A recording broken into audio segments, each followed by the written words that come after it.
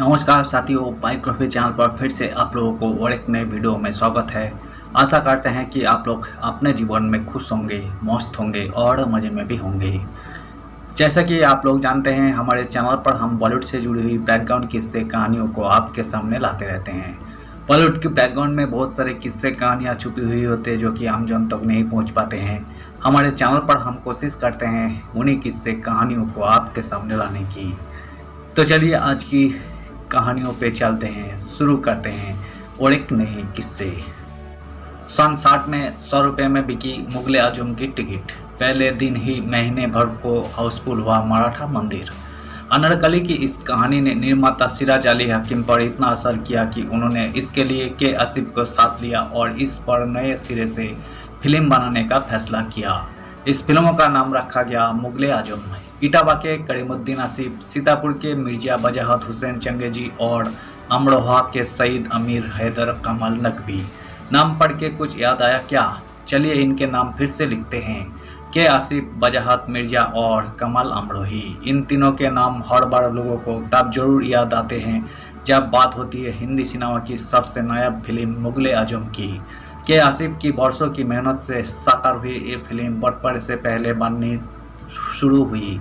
इसके प्रोड्यूसर बदले, इसकी पूरी कास्ट बदली, लेकिन ना बदली तो के आसिफ की जीत। और ये इसके बावजूद कि फिल्मों की कहानी लीक होने के बाद तकरीबन इसी कहानी पर एक फिल्म बनकर रिलीज हुई और सुपरहिट भी हो गई। सन 60 में बिकी 100 रुपये की टिकट। जिस जमाने में ₹4.5 का $1 हुआ करता था, उस जमाने में सिनेमा की टिकट रुपये, ₹1.5 की हुआ करती थी। लेकिन मुगल आजम की टिकट सिर्फ टिकट नहीं, यादों का पूरा गुलदस्ता होता था।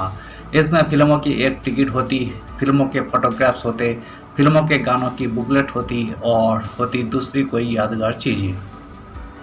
और कीमत पूरे 100 रुपया। जी हाँ, सुनकर आप चौंक सकते हैं कि भला सन 60 में 100 रुपये की सिनेमा टिकट किसने खरीदी होगी। तो जनाब मान लीजिए कि फिल्मों की एडवांस बुकिंग जिस दिन खुली, उस दिन आसपास के शहर के लोग भी मुंबई पहुंच गए थे। मराठा मंदिर के सामने फिल्मों की टिकट के लिए लाइन लगाने हाथियों पर लाया गया फिल्मों का प्रिंट। बवाल हो गया था मुंबई में मुगल आजम का सिनेमाघरों में रिलीज होना। किसी फिल्मों का एक साथ देश के 150 सिनेमाघरों में रिलीज होना उस वक्त का रिकॉर्ड था।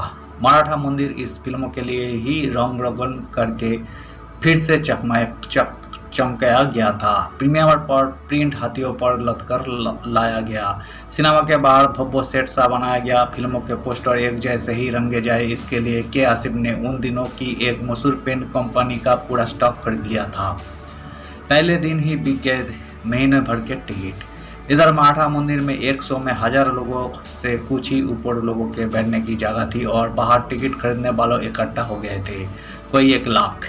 थिएटर वालों को पुलिस बुलानी पड़ी, लेकिन लोग भागे नहीं, वही डटे रहे। दिन में 400 में 4000, हफ्ते के 28000 के हिसाब से 4 हफ्तों के टिकट बिके और उसके बाद अगले 1 महीने तक थिएटर पर बुकिंग ही बंद रही। मुगल आजम को रिलीज के समय ये भी भारत में हो चुका है कि लोग 3-4 दिन तक लाइन में लगे रहे। घर से खाना बनाकर आता, रिलीवर फ्रेश होने के लिए रिलीव करता और लोग फिर आकर लाइन में लग जाए। एक साथ 3 भाषाओं में हुई शूटिंग। फिल्म मुगल आजम की हिंदी सिनेमा के लिए एक फिल्म नहीं बल्कि कहानी है। हिंदुस्तानी, हिंदू, उर्दू के अलावा अंग्रेजी और तमिल में भी फिल्मों की शूटिंग तय हुई थी। हर सीन 3 बार शूट होता, लेकिन जिसका डर था बेदर्दी वही बात हो गई। अकबर के नाम से रिलीज फिल्म का तमिल संस्करण फ्लॉप रहा और के आसिफ ने इसके बाद उन सारे अंग्रेज एक्ट्रेसेस को वापस भेज दिया जिन्हें उन्होंने मुंबई बुलाया था इस फिल्मों की डबिंग करने के लिए। के आसिफ ने फिल्म पर दिल खोलकर पैसा बहाया, लेकिन फिल्मों में काम करने वाले कुछ लोग ऐसे भी थे जिन्हें पैसा काटता था, जैसे कि संगीतकार नौशाद। ऐसे राजी हुए बड़े गुलाम अली खान। हुआ यूं कि फिल्मों के लिए बड़े गुलाम अली खान को राजी करने के लिए पैसों की चमक ही काम आई थी। जिस जमाने में लता मंगेशकर और मोहम्मद रफ़ी जैसे काबिल सिंगर एक गाने का 400-500 रुपये लिया करते थे, बड़े गुलाम अली खान ने के आसिफ को भगाने के लिए एक गाने के 25,000 रुपये मांग लिए थे। के आसिफ तक एक ब्रीफकेस लेकर चलते थे, नोटों से भरा हुआ। उन्होंने वही ब्रीफकेस खोला और 25,000 रुपये बड़े गुलाम अली खान को थमा दिए। 2 गाने तय हुए, 50% एडवांस थमा करके आसिफ वहां से आ गए। बड़े गुलाम अली खान फिल्मों में गाने को तौहीन समझते थे, लेकिन पैसा देख वही आप कैसे मना करते। मांग उन्होंने ही रखी थी, पूरी के आसिफ ने कर दी। नौशाद ने खिड़की से बाहर फेंक दिया था ब्रीफकेस। ये अलग बात है कि नोटों का ऐसा ही एक ब्रीफकेस लेकर के आसिफ जब पहुंचे थे संगीतकार नौशाद के घर, तो मामला उल्टा पड़ गया था। के आसिफ ने नौशाद के घर पूरी इज्जत से एंट्री ली, कुर्सी पर बैठे और कहा कि फिल्म मुगले आजमों के गाने उन्हें ही कंपोज करने हैं, और ये कहकर उनके सामने ब्रीफकेस खोल दिया। के आसिफ इटावा के रंगबाज थे, तो नौशाद भी ठहरे लखनऊ के नवाबी अंदाज वाले संगीतकार। उन्होंने नोटों से भरा ब्रीफकेस उठाया और खिड़की से बाहर फेंक दिया। बेगम उनकी ये सनक देख सन के आसिफ को कांटो तो खून नहीं। 20 गानों में से फिल्मों में सिर्फ 12 गाने। नौशाद ने उस दिन उनसे बात तक नहीं की। उनको इस बात का ताप कि इतने कैसे पैसे उनके हुनर का मालिक समझ लिया। नौशाद की बेगम ने बाद में दोनों में सुलह करवाई। के आसिफ ने कान पकड़कर माफ़ी मांगी और तब जाकर काम आगे बढ़ा।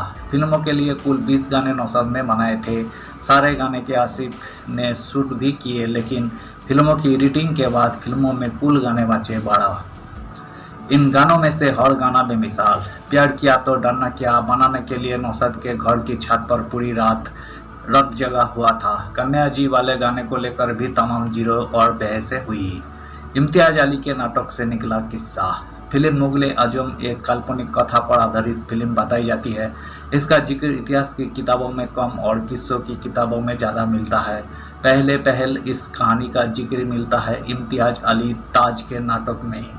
यह नाटक साल 1922 में लिखा गया। सलीम और अनारकली की इसी कहानी पर अद्देसीर ईरानी ने 1928 में अनारकली नाम से फिल्म बना दी। तब तक सिनेमा बोलता नहीं था। पर्दे पर आवाज़ आई तो ईरानी ने 7 साल बाद इस पर फिल्मों से फिल्म बना डाली। अनारकली का रोल मिला नरगिस को। अनारकली की इस कहानी ने निर्माता सिराज अली हकीम पर इतना असर किया कि उन्होंने इसके लिए के आसिफ को साथ लिया और इस पर नए सिरे से फिल्म बनवाने का फैसला किया। इस फिल्मों का नाम रखा गया मुगले आजम, और इसी के लिए पहली बार 4 मशहूर राइटर एक साथ आए। इनमें शामिल थे जीनत अमन के पिता अमन, बजाउल्लाह मिर्जा, कमाल अमरोही और एजाज रिजवी। हिंदी पट्टी की बोलिया गीतों, भजनों, लोकगीतों और मुहावरों से इन लोगों ने सलीम और अनारकली की प्रेम कहानियों को सजाया। और के आसिफ ने तब तक अकबर के रोल के लिए अभिनेता चंद्रमोहन, सलीम के रोल के लिए DK सोमपुर और अनारकली के रोल के लिए नरगिस को तैयार कर लिया। फिल्म मुगले आजम की पहली शूटिंग बॉम्बे टॉक स्टूडियो में 1946 में यानी आज़ादी के कुछ ही महीनों पहले शुरू हुई। पहले निर्माता चले गए पाकिस्तान। शूटिंग शुरू हुए कुछ ही महीने हुए थे कि बंटवारे का ऐलान हो गया। सिराज अली जो फिल्मों में अब तक पैसा लगा रहे थे वही पाकिस्तान चले गए। के आसिफ को समझ नहीं आ रहा था कि करे तो क्या करे। इस बीच चंद्रमोहन को भी दिल का दौरा पड़ा और 1949 में वही गुजर गए। सिराज ने एक बार यूं ही के आसिफ से जिक्र किया था कि मुंबई में कभी अगर पैसों की तंगी हुई इस फिल्मों के लिए तो दोनों मिलकर मुंबई की तमाम जमीन पर मालिकाना हक रखने वाले बिल्डर सपुरजी पल्लन जी से मिलकर पैसे की दरखास्त करेंगे। के आसिफ उन्हीं के पास जा पहुंचे। पल्लन जी को फिल्म प्रोडक्शन के बारे में तो कुछ नहीं पता था, लेकिन अकबर के चलाए धर्मुद्दीन इलाही के बहुत बड़े फैन थे। बस अकबर के नाम पर उन्होंने इस फिल्मों के लिए अपनी तिजोरी खोल दी। कमाल अमरोही को के आसिफ की पड़ी डांट। ये उन दिनों की बात है जब किसी का कुछ पता नहीं होता था। शहर के एक तरफ से दूसरी तरफ लोग तो सफ़र करने से कतराते थे। कमाल अमरोही भी इसी झंझावात में किनारे हो गए। के आसिफ से उनका रास्ता ना रहा तो उन्होंने सोचा कि फिल्म बंद हो गई है। उन्होंने अनारकली नाम से एक फिल्म शुरू कर डाली। यह बात के आसिफ को पता चली तो बेजा धमके कमाल अमरोही के घर। अपने घर के आसिफ को देख कमाल हक्के वक्के के आसिफ ने उनको तगड़ी डांट लगाई। कमाल अमरोही को बात समझ आ गई। उन्होंने उस्ताद से माफ़ी मांगी और अपनी फिल्म बंद कर दी।